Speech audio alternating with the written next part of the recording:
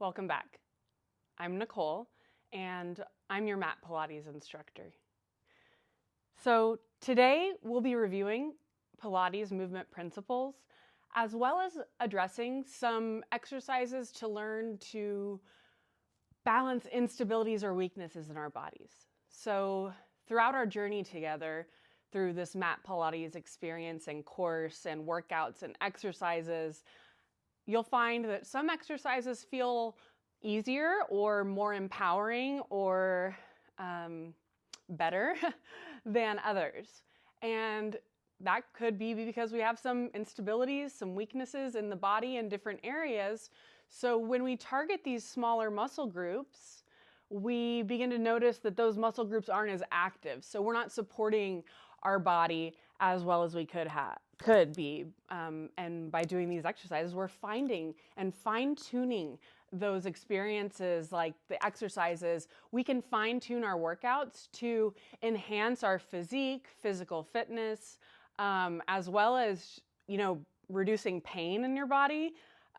Joseph Pilates created this experience for the purpose of, rehabbing individuals. So keeping that in mind, it's like, okay, well, all of these exercises are great. And yes, I feel strong in my body, and some are easier, some are harder. But the fact that this modality was essentially created for rehabilitation, it means like, hey, this is information when we're doing these exercises, like this is information of these weaknesses and instabilities. So I can address them and try to enhance my quality of life. So that's just a little pep talk on why it's so beautiful, I think, in my opinion, that we have the opportunity to practice mat Pilates here together, because we're basically learning about our bodies. We're taking that information, and now we're going to be able to do something with it. So it's like, wow. It really excites me. So thank you for trusting me, and we'll just dive right into it. So a little review on Pilates movement principles. We have pelvic clock as an exercise that I'm going to demonstrate today for pelvic stability, and just as a movement principle, this is something you can do to kind of move through your body to get warmed up, to begin to identify the instabilities or weaknesses in your body if you have not already. Imprint spine. Imprint spine we'll go over, but we've talked about the spine. So there's imprint spine, and then there's relaxed spine, where there might be like a little gap. Relaxed spine is not the technical term. That was just me, by the way. I just want to say that. And then supported neutral spine. So supported neutral is going to be just how you are naturally. That's the natural one. That's the real name. Okay, so let's go right into it. So please roll out your mat if you have not already, and then join me reclined on your back. I'm going to take my bun down a little bit just so I can be a little more comfortable here. We'll take the knees bent, soles of the feet pressed into the mat here, and then spread the collarbones wide, press the hands into the mat. All right, let's take a few breaths here. So I am wearing a crop today, so maybe we can see the breath. It's okay if you don't need to. Please don't look at that's funny.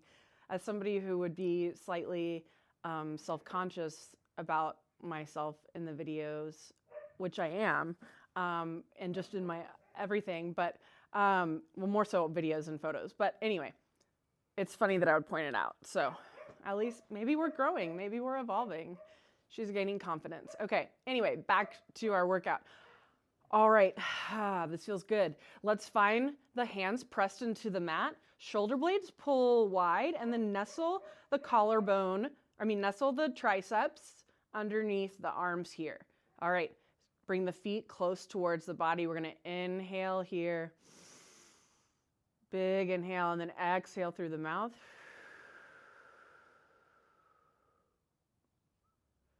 Inhale here. Exhale. One more breath, inhaling. Exhaling. coming to neutral. So since we're getting back into everything, I'm just reminding us where we are. We're in Pilates movement principles, and we are about to go into a pelvic clock. We just did 3 Pilates breaths, inhales and exhales through the nose to get ourselves settled in. All right, so we're going through our pelvic clock. So this will help us identify some instabilities in the glutes, the hips, maybe the hamstrings, the quads, the low back, the abdomen, the transverse, the obliques. So yeah, we're gonna find out a lot about our bodies right now. So this is a great way to identify where you can make some improvements or grow, and which sides are maybe weaker or more unstable than the other. All right, so let's get into it. So we're getting ready for a pelvic clock. So heels are generally stacked underneath the knees. Mine were probably a little bit close there because I was trying to like relax in, but I think that the heels should be generally stacked below the knees. And then shoulder blades are nestled here. Palms spread wide, and I want you to just think about those shoulder blades are pulled wide here. Chest is pulled wide, but the spine, so this is where we're going to talk about the spine before we go into our pelvic clock. So I mentioned we were going to talk about imprint spine and supported neutral. So before we go into our pelvic clock, this would be a supported neutral. So I'm not with the arms up overhead. I just have my arms up overhead, so I'm not blocking your view if you're wanting to see. You can I'll also link a video that also explains this and gives it, you know, a little more detail if I'm just skating over it a little bit too much. I hope not, but wow. Are all her insecurities coming out today in this video, in this exact one? This is great. Okay, so imprint spine and supported neutral. So imprint spine, again, hands are not overhead. This is only to show you. So you can see some space in between right here, my spine, right? So this is more of a neutral spine. Yes, I can't put my hand all the way through, but I'm generally neutral here. My ribs aren't super flared. They're lightly pulled in. I'm lightly tucking my tail and abdomen, just not tucking the tail, like pulling up from the glutes, but just trying to lengthen, like noticing where I'm at on the sacrum.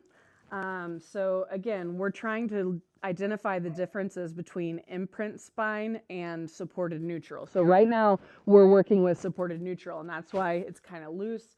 It's lightly tucked in right here. It's not a super big activation. I'm pretty generally relaxed. This is my supported neutral. My sacrum is pressed into the mat, but I'm not overdoing it. I'm not using my quads or my glutes, my hips, nothing. This is just a pretty neutral, and my arms lifting up does add an arch in my back. So I'm gonna lift this one up just for show, and this one's gonna stay down by my side here. So this is a pretty supported neutral position for me. So I'm not tilting anything, I'm not tucking anything. I'm just generally lengthening and trying to align my spine and just feeling strong here, not letting the ribs flare out, so not arching the back. Maybe I have to lightly like roll back down towards the mat, but not overdo it. Like this would be tucking your tail and overdoing it. I'm turning on my glutes. I'm turning on my core because I lift up, but this right here is like tucking your tail. I don't want you to tuck your tail. This is neutral. This is my sacrum on the mat, like a good, nice supported position of the sacrum. This is neutral. This is tucking the tail. This is neutral. This is tucking the tail. I don't want you to tuck the tail. So right here. So this is what supported neutral looks like in my body. So I'd like you to find that now. So basically just where it's not arching one way or the other. All right. So from there, you find your supported neutral. We're going to go now into our imprint spine. So for imprint, there is a little bit more action here. I want you to almost pull the abdomen in towards the mat. So now my spine and my lower core, I am fully supported here. I am fully like, okay, even lifting my arm makes it, you can tell like, okay, I'm imprinted. This is imprint spine. This is when I want you to engage the core and press the spine into the mat to lengthen and strengthen and stretch here. So that's the difference. Imprint, you can see I'm a little bit more active in my body. There's more activation going on. I don't know.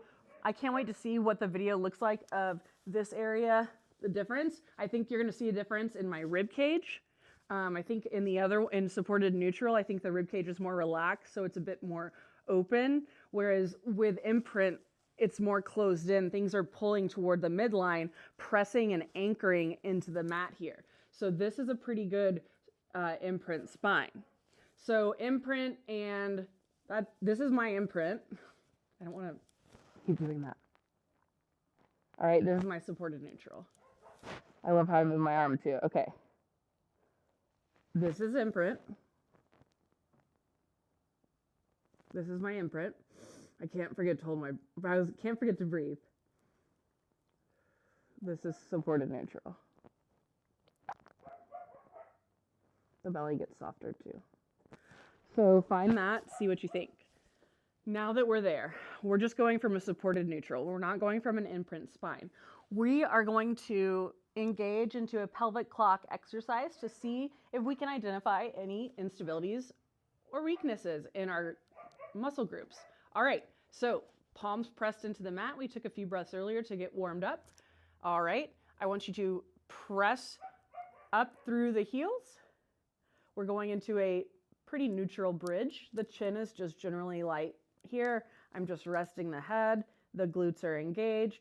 The knees are tracking right over the ankles. Like I want everything to be pretty stacked. So I hope I look good from there, like pretty 90 degrees, and then like a nice little angle right here. Like everything is looking pretty good. All right, so you can just stay supported here. Palms are pressed in, shoulder blades pressed in. So the upper back is our support, but our glutes are working. So for pelvic clock, we're gonna try to draw a clock with our hips. So first we'll go clockwise. So we lift up and then drop the right hip. Clockwise for me is right hip down towards the earth to 6 o'clock. Then we press up through the left hip to 9 o'clock. My left side is my weak side, and you can tell. And then we press all the way over to 12 o'clock back at the top. Okay, let's try the opposite direction, going counterclockwise. So I go to the left. This is my weak side. That's why it's like also very unnatural for me to want to go that way. I'm going at 9 o'clock, going down to 8, 7. Breathe here. This is 6 o'clock. Let's go up to 3 o'clock. See, this is my strong side. Back up to 12 o'clock. So that's a pelvic clock. So that's a great way to identify which side could be, if you don't already know, or you maybe want to fine tune a bit. You can do the pelvic clock to identify which side of your body maybe has a little more challenge performing. So pressing up and then lowering down. It is definitely my left side. We identified this because I have back pain, and I was just, look at me, I'm just like putting it all out there. Okay, y'all, this is fun. I guess because in the Pilates course versus my yoga course goes a little bit more personal and deeper. So I'm wondering if I need to be a bit more personal with my Pilates, because the Pilates interaction from the students doesn't feel as personal as the yoga, and it doesn't feel like we're getting as much out of it as we're getting in my yoga class. Wow. This is like confession hour. Back to the lesson plan. So do that pelvic clock. Find out which side is your strong side, which side is your weak side, which is your natural side, which is your, which do you need improvement on? So what's also interesting to me about this is that when I was a gymnast and cheerleader, I tumbled with my left side as my leading leg, and then all of my herky jump, like I like it this way, my left side more than my right side. So it was really interesting for me to see that, because I thought my left side was my good leg based on that, but I was proven wrong. So my left leg is weak, and we need to do some work. So, all right, today, y'all, now we're moving from the pelvic clock. So you're going to do the pelvic clock to identify instabilities and weaknesses in your body in this area. that we can start to begin to work on and improve. So let me know which direction was hard for you and why. So we're going to move into our next part of the lesson today. So the next part of the lesson today is movements and exercises to balance out our instabilities and weaknesses. So throughout our course, we're going to be identifying more and more. This pelvic clock is just one example of how you can just run a simple test or assessment, I guess, of where you're at. But throughout our course with all these different exercises, you're going to find that some of those exercises are harder, some of them are easier. One side might be harder for you on one of those exercises, the other side might be easier on that same exercise, or they could be the same. So basically all of this to say, these exercises that we're going to be focusing on today, I'm going to be giving you like a guideline or like a lesson plan to help you balance out your instabilities and weaknesses. So if you're feeling like you're weak in the abs, we're going to have something for that. If you feel like shoulder mobility, like if you feel real stiff up top, we're going to talk about that. Maybe your spine feels crunchy or just weak, unstable, unflexible. We'll talk about that. Lumbopelvic stability and some stretching too, because it's essential that we also recover and take some time to stretch and breathe and allow our muscles that recovery and healing. So the stretching that we're going to do will also help in the sense that you can complement your Pilates workouts with some of those stretches to help these instabilities and weaknesses that we're trying to balance out. So, all right, we'll go right into it now for this next section. So this next section is movements to balance out instabilities and weaknesses. So coming back down to the back, we will lay down on our backs here. I hope you're generally warmed up. I feel warmed up, but that's because I've had obviously confessional hour and a lot of action. The dogs are going crazy. I couldn't get in my email. You know, this is life. Okay, so the abs mobilize it and the core as a unit stabilizes. So in our Pilates workouts, we need to strengthen our abs. We're strengthening our core as a whole, yes, but specifically our abdominals. We're going to get obliques in our workout. We're going to get transverse. We're going to get all sorts of stuff. But this is for abdominal strengthening. So we're focusing on just right here in this area on the belly, right? So abs mobilize, the whole core as a unit stabilizes. So some ways to strengthen your abs would be just simply coming onto the back, hands behind the head. You lift up and then lower. This is just an abdominal curl. We've probably done these before.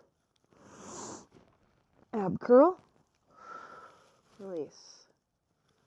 Ab curl. So this is done with a neutral spine. I'm not letting my ribs flare out very much. Like I'm not arching the back when I come down. I'm trying to stay generally engaged. Even when I gently press my hand and head down, I want to keep this whole core engaged. And then I gently pull up at the top. Chest pulls up, shoulder blades, try to get them off the mat. See how far you can come up. Try to be stable through the core here, all through the core. So that's when we come through the stability. So to do these ab curls, we have to be stable through the core. So ab curls are for strengthening the abdominals.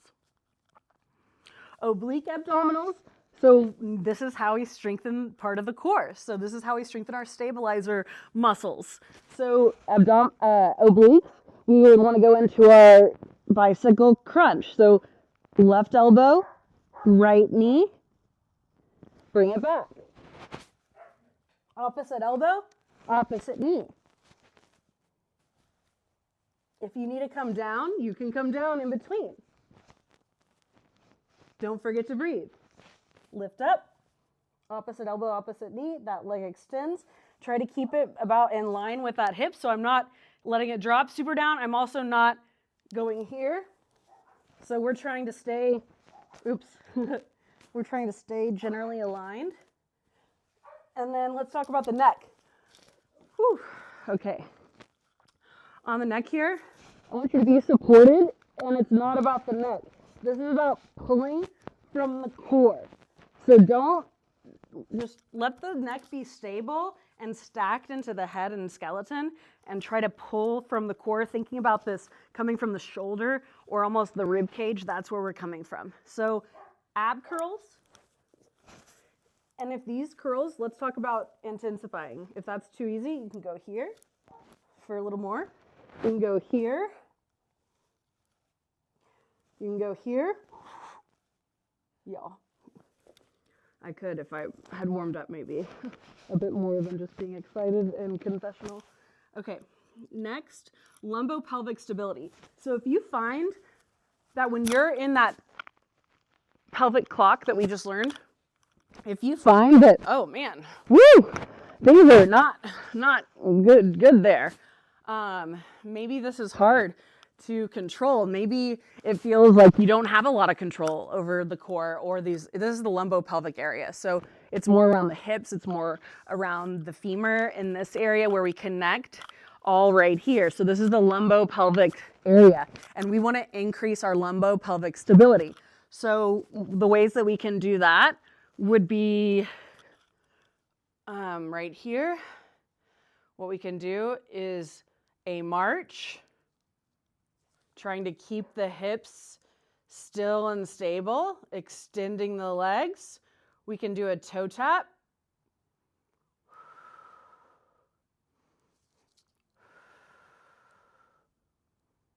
Tapping the toes down. See how the alignment, I hope it looks good. I'm trying to stay pretty aligned. So we're just really trying to stay anchored through the sacrum, letting everything just move. The core is an extension. The legs are an extension of the core. The arms are an extension of the core. So we're holding everything up here. This is where this lumbopelvic stability, I can feel everything engaged right here, holding my legs up and then picking them up. It's great. I love how that feels. And then we can also do opposite arm leg reach. So we're going to go here.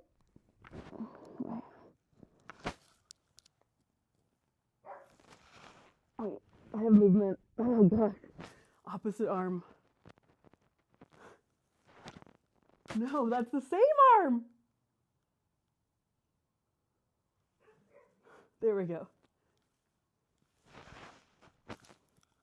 Bring the neck back. There it is.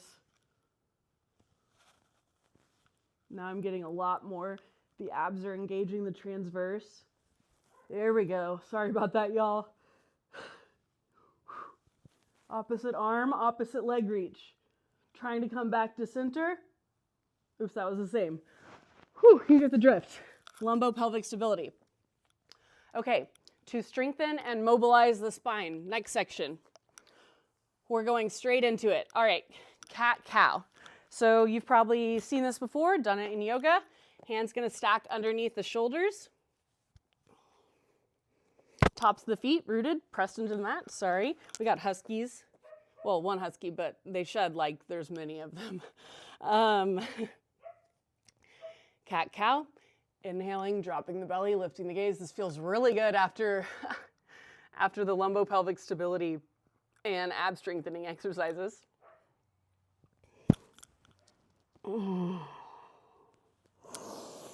Inhaling,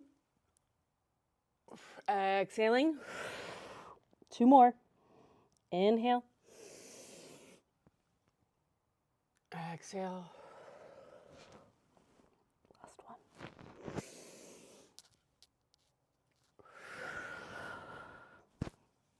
Coming back to center. Okay, so that's a way to strengthen and mobilize the spine.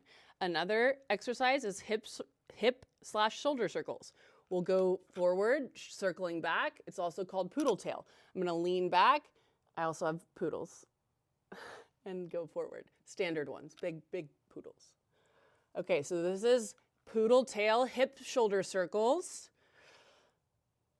And then we have tail wags. So that would just be side to side, almost like pulling up here to the left side and then the right side. So you can kind of see my hips going from side to side. I'm pulling in through the belly. I'm flat here on the back.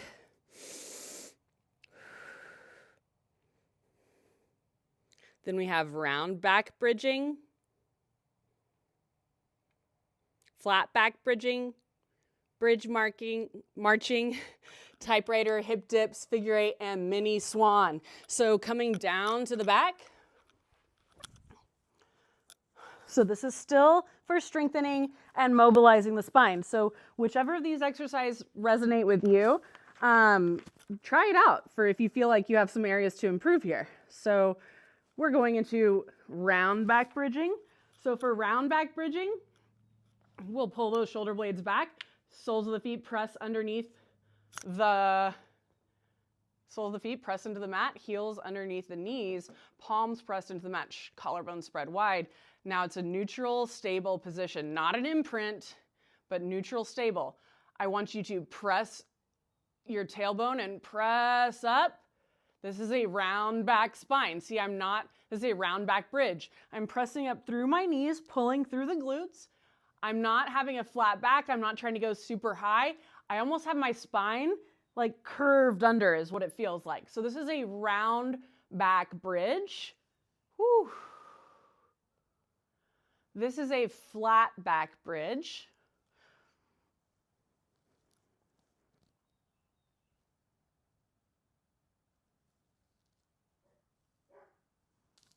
Then we have bridge marching.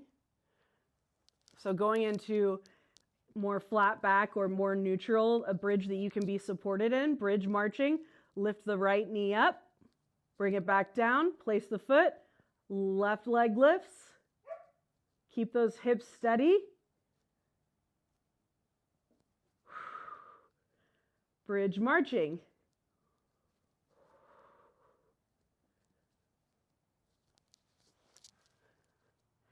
Typewriter, hip dips, figure eight. Whew. Typewriter is a fun one, and hip dips too. Honestly, these are all good. Well, I think.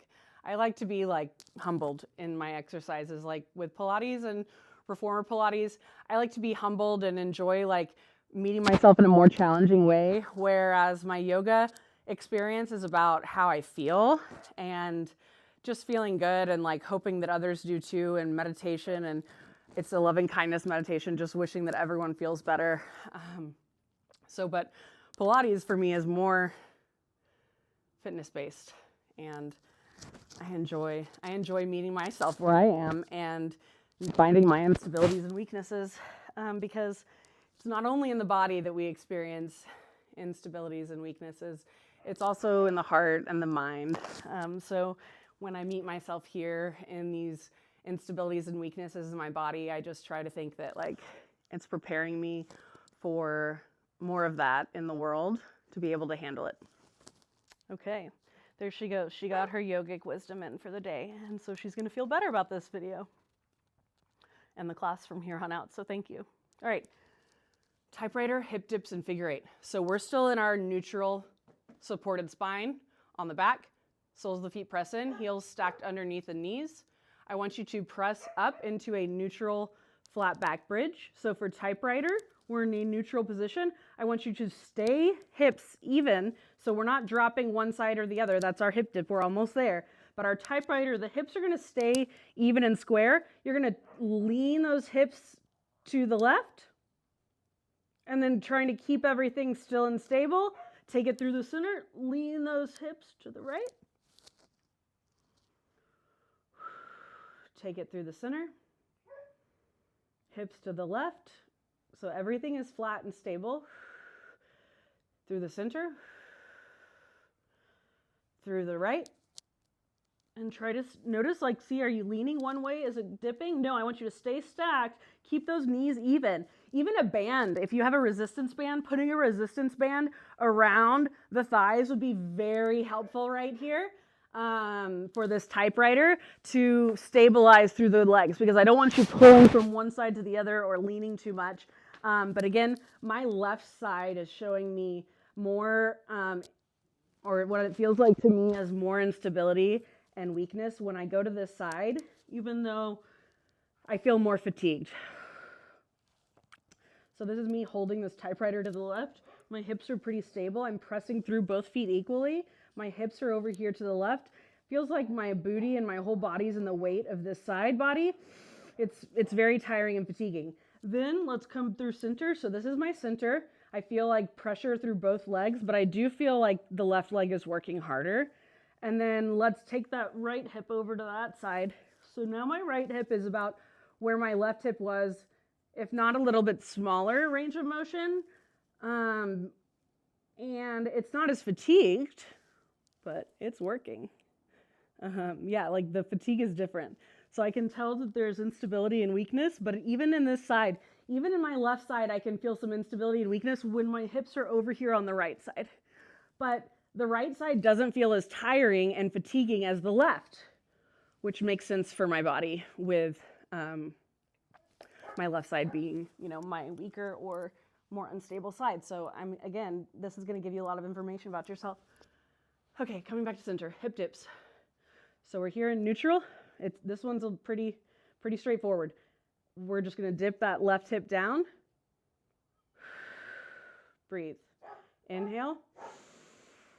Exhale. Find the breath that feels good for you. Dipping right hip. Exhale. You're going to begin to feel this in the obliques. A little bit more in the core. This feels so good. This kind of stretches out this whole area. Oh yeah, it feels good too, but we're not stretching. And my coaches are always like, Nicole, this is not your stretchy yoga time, but I know I'm not, it's not, but ooh, I keep popping. This is a really good one for me right now, y'all. I feel pretty stiff through this area. So maybe you try out these hip dips and just keep going until you notice that, I'm definitely quivering through this area. So this is a good one. Woo, I keep popping through the hips. So just try to keep those hips stable and neutral and dip from where they are neutral. That's hip dips. All right, now mini swan. Mini swan. Whew, how fun. You're just gonna roll over the belly. Honestly. Okay, take two. It's gonna be this one. I'm Nicole, welcome back. We are in the middle of our lesson about Pilates movement principles and then exercises to increase stability and strength in areas where we might have instabilities and weakness. So we've covered the pelvic clock, which can help you identify which areas or sides of the body are having instability and weakness problems. We talked about imprint and neutral spine. And then we went into our exercises, which these are fun. They wore me out earlier. That's why I took a break. Had to get some water, had to refresh, had to do a couple stretches. So that's okay if you do too, because that was a nice, the strengthening and mobilizing the spine, all of those exercises back to back to back to back back. And then also the duration of it was pretty good.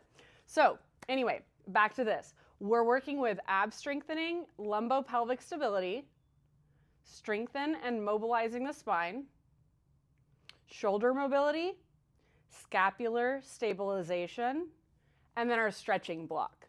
So we're on the last three. We've got shoulder mobility coming up. All right, so we'll come on down to the back.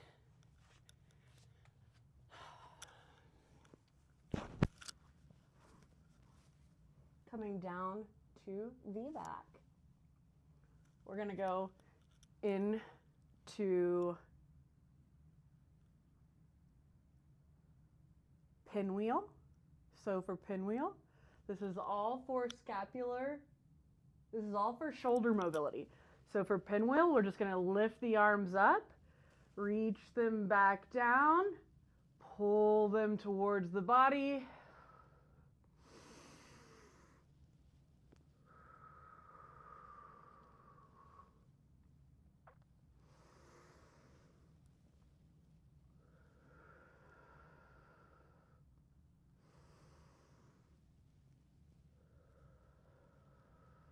Nice and smooth, adding the breath, trying to keep the mid spine, so it's like the thoracic spine, not the cervical spine, which is our upper neck.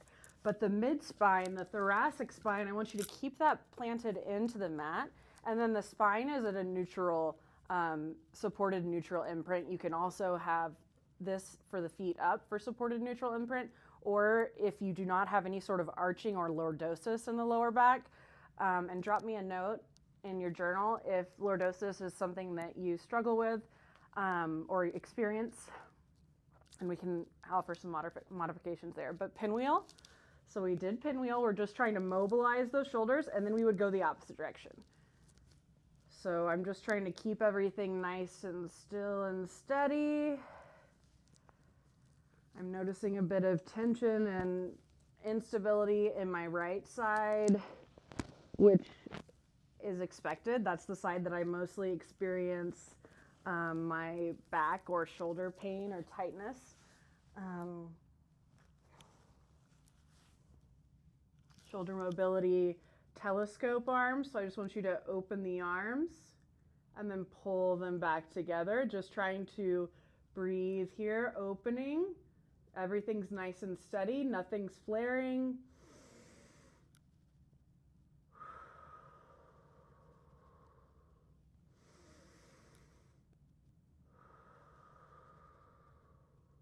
That's nice.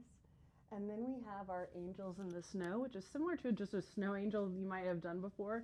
But angels in the snow, we're just out here, and I want you to pull it in towards the body and then stretch it out. Oops, let me see if I can. So my arms are in more of a cactus. Pull it in, press it out. Pull it in, press it out. So that can be a snow angel or version of angels in the snow. Here is, we're moving, that's for shoulder mobility. Angels in the snow is also a bit of core, so stay with it. You can also just do the arm movements at one time, and then just, yeah, you don't need to do the leg movements, of course, but angels in the snow, if you wanted to, but for the sake of shoulder mobility purposes, you can just keep it with the arms going like this on the back. Now we're in scapular stabilization. That was shoulder mobility. We're moving into scapular stabilization. So coming to hands and knees, we're gonna go into sternum drop. So this is gonna be our traditional hands and knees position. I'm stacked nice and supported, tops of the feet rooted, knees hip distance apart, stacked, and then palms pressed into the mat, fingertips spread wide. So we're moving in now, scapular stabilization, sternum drops. So for this, all I'm gonna do is just allow my head stays in line with my spine. I'm just gently letting my almost shoulders and thoracic and mid-back, I'm letting it drop, and then I'm pressing it up. So you notice my hips are not moving. My glutes are not moving. I hope it just looks, my belly's not moving that much other than maybe you see my core activation or breath, but it just should be from the shoulder area that I'm dropping and lifting, sternum drops. If you do have any sort of contraindications like shoulder injury, previous surgeries, please use caution when exercising that. Another exercise for scapular stabilization, coming up here, standing towards the wall. We can do wall push-ups here where we step out. I'm just gonna take it to this one, not the door, but we step out. I'm wearing my sticky socks today, thank goodness. Hands are in about line with my shoulders. And then I'm right here, I'm standing, I'm at like a foot off the wall, but I'm only 5'4" for reference. So, I mean, and since we're in the spirit of sharing today and TMI. Okay, anyway, so palms pressed in. Wrist like right in line with the shoulders, and I'm about 12 inches off the wall. I want you to step back, straighten out the arms, find a plank position with the soles of the feet, basically even, toes pointed towards the wall. So my toes are pointed towards the wall. How about I do it right here? Or you probably can't see that. Anyway, wall push-ups, y'all. Press it in, press it out. Hands are nice and supportive, like we're not going too low with it. Like, I don't want you to press it here because this is more of a tricep. So if your hands are below your shoulders, That's not the right thing. I want them to be kind of like in line with the shoulders, where you just press towards the wall. I just lean towards the wall and press. My shoulders go towards the wall and I press. So the shoulders bend in and press. That is called wall push-ups. Then we have plank position and push-ups. So finding a dancing position on your mat, just like I did, plank, and then we have push-ups. You can modify.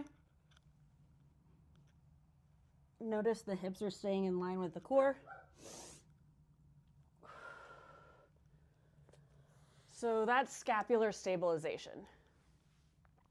Now for the fun part, the stretching portion. So Joseph Pilates always said that you have to complement all of these beautiful exercises and fine-tuning of the body with some stretching and mobility. So, and then also my teacher, Mashan, she says stability, mobility, and strength. So I like to think about those three things encompassing, just like Joseph Pilates intended. So this block is going to be stretching. So meeting me, downward facing dog. I'm just going to guide you through these poses. Find your mat. This is downward facing dog. Palms are pressed out in front of the body.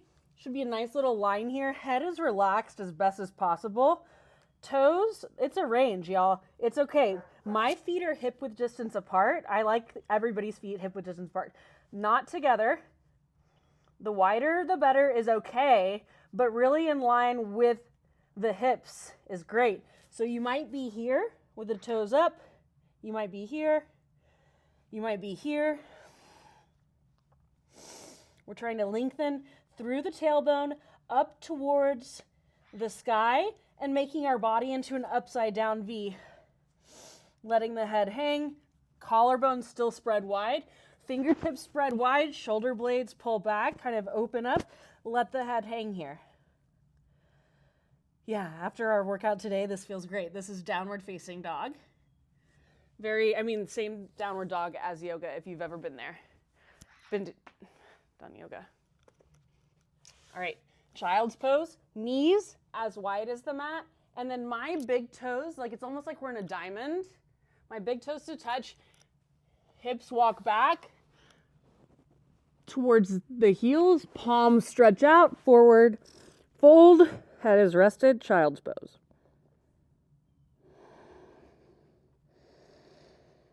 Stretching out the lumbar spine, the lower back, breath is flowing. You can let your belly hang and be soft here.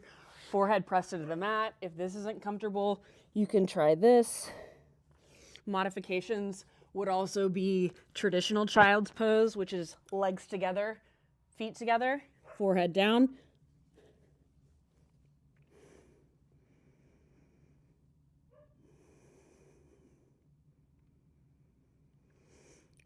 Whew. It's funny, I'm getting all excited doing these yoga poses in this class now. So it's funny, this is full circle, y'all. All right, kneeling hip flexor stretch. So for this one foot in the front. So my left foot's up front. Keep the left knee in line with the left hip. And then let's get it aligned here. I want that knee over that ankle. So I'm in a nice stacked position right here, and I'm getting a great stretch on this right leg. So it's on the front of the right leg. So this is a kneeling hip flexor stretch. If you're feeling like unstable here, see if you have yoga blocks or like canned goods or like pasta, ragu jar or hot sauce or something, or whatever you can reach, books even, to get support so you can get a nice stretch. This is a great stretch, hip flexor, kneeling hip flexor stretch. And do both sides. Moving into butterfly. So in Pilates, with all these movements, we rotate our hips inward, we rotate our hips outward, we do circles. We're trying to find instabilities and work with them and identify them. So just know that all these stretches, like opening the hips or stretching it out, we're looking to balance all of that hard work you're doing. So finding your butterfly here. This is just a normal butterfly. Your butterfly might look like this. It could look like this. It could look like this. It could be up here. If it's up here though, the prescription is to definitely do it. And definitely try to allow the knees to open. So you could do that more so by walking the feet out further in front of you to see if that allows a little bit more. But if you have really, really tight hip flexors here and they can't go any further down than this, then we definitely need to work on that, just for your functioning of the body and preventing pain. So anyway, thanks for coming to my TED Talk today. Whew, it's been a long one. This is half straddle. So my right leg is extended, left leg is bent in, my foot's on my thigh, my foot could be here, right in front in more of a half butterfly. And this is my left half straddle here. So this is great. I'm stretching this whole side body right here. If you change the angle, so that was reaching with my left arm towards my right foot. So that was getting a stretch on my left side of the body, but using my right half straddle to do so. Then there's also just reaching down and trying to find a hamstring stretch.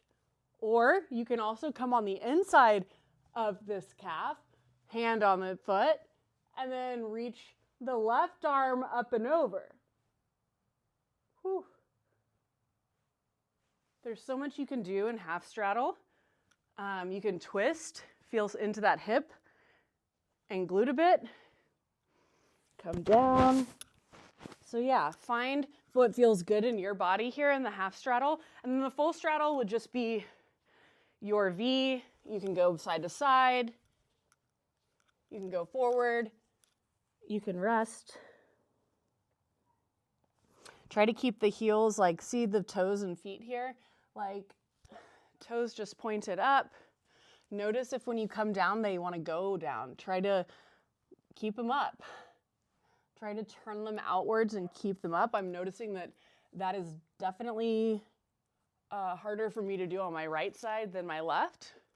So that's interesting. So maybe I need to strengthen my external rotation on my right side a bit. I thought my left side was my weak side, but I'm going to look into my right side external rotation hip area, because that might be a weakness that's causing instability to the left side, and that's why I can't get better on the left. I don't know. All right. Knees to chest. So taking the knees towards the body. Feet stacked, knees towards the body. Try to hold it in here. You could rest the head. Soften through the hip flexors here. So if you feel like you're really being tense and tight, try to just like soften a little bit more. Allow this lower back and lumbar. You can see my back is really kind of rounded. You can stay upright. You could be here. You could be here. Try to just allow your knees to be at your chest, however close they can be. Then you can do a little rocking here. This feels good. The length of the spine. And then we've got a torso twist. So that is just going to be coming into about a Z-sit if you can. Or you can be, look, here's the options actually. Okay, so there's crisscross. There's butterfly. There's Z-sit, which Z-sit is like a double whammy because you're getting a twist and a hip opening, but for the sake of this, I think we should just go into a seated position, if that's okay with you, and then you can try the different variations on your own. But for now, let's just do the seated position. Oh wait, this is why, y'all, see? Torso twist. I'm supposed to be down on the back with you. That's why we rolled it out. Torso twist. Arms come out to the side. And then we let the knees fall. Try to keep them in line. Let them fall toward one side. My shoulders are trying to stay rooted. I'm stretching through this left side body. Notice if you have a tendency to want to like be up here, try to settle in, pulling yourself down here, rooting both shoulders. This feels great. So this is torso twist, and you would want to perform all of these exercises on both sides. Ooh, that feels good. I don't know if you could hear the pop, but I just got a little pop. So you can even intensify by taking the hand to the thighs, letting it open up. Breathing here. So that's going to be our torso twist. I was confused because in yoga, it's something else. So that's why I was like, wait, no, but it's okay. Don't worry, I'm with you here, okay? Figure 4. We're on our backs.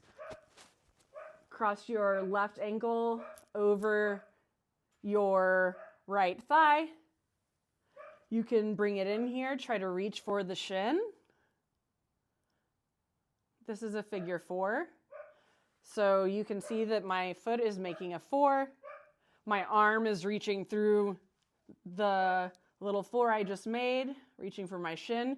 You can also try the thigh. If that's too much, you can also try taking that heel close to the body and just allowing this hip to open up and trying to stay rooted equally through the pelvis, through the mat, breathing here. So this is our figure 4 reclined. And you would want to do this on both sides. Last but not least, we have our hamstring stretch. So taking your right leg up overhead, just walking, you're just going to walk your hands toward wherever it is on your body that you can. If you need to use a strap here, you definitely can. But I'm a flexible person, so I understand you don't have to be where I am, and I know that. Like everybody's body is different. So we're just going to let this hamstring stretch up overhead.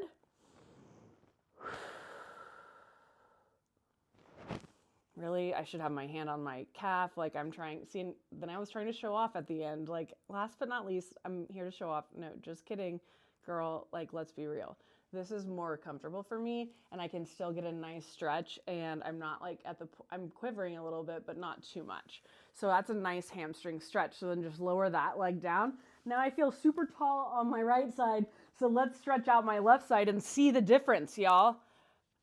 Okay. Oh, wow. Big difference here. If you need support, you can take your sole of the foot to the mat.